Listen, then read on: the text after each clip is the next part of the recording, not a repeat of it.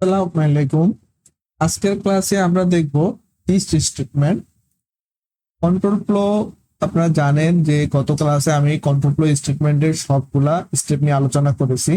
তার মধ্যে আজকে আমরা বিস্তারিত আলোচনা করব ইফ স্টেটমেন্ট নিয়ে। চলুন প্র্যাকটিক্যালি আমরা ইফ স্টেটমেন্টে একটি প্রোগ্রাম করি এবং বোঝার চেষ্টা করি। সেই জন্য আমি বিএস কোডে একটি ডাট ফাইল ক্রিয়েট করে নিয়েছি ইফ স্টেটমেন্ট ডট ডাট দিয়ে এবং ভয়েড মেইন মেথডটি ক্রিয়েট করে নিয়েছি।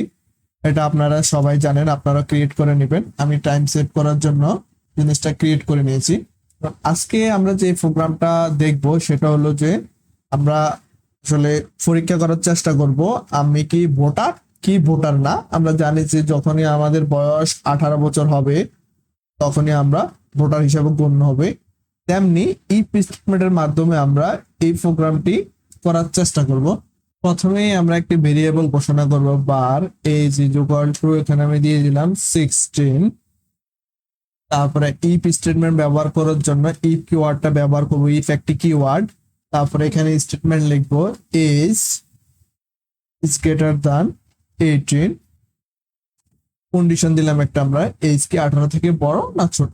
যদি এজ 18 থেকে বড় হয় সেক্ষেত্রে আমাদের এখানে প্রিন্ট করবে। প্রিন্ট একটা আমরা এখানে স্টেটমেন্ট দিয়ে দিচ্ছি,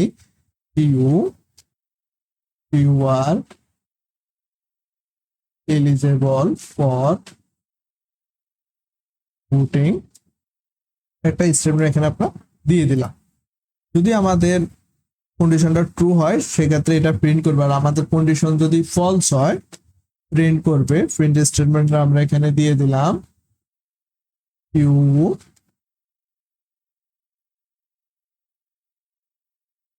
ইউ আর নট ভোটিং।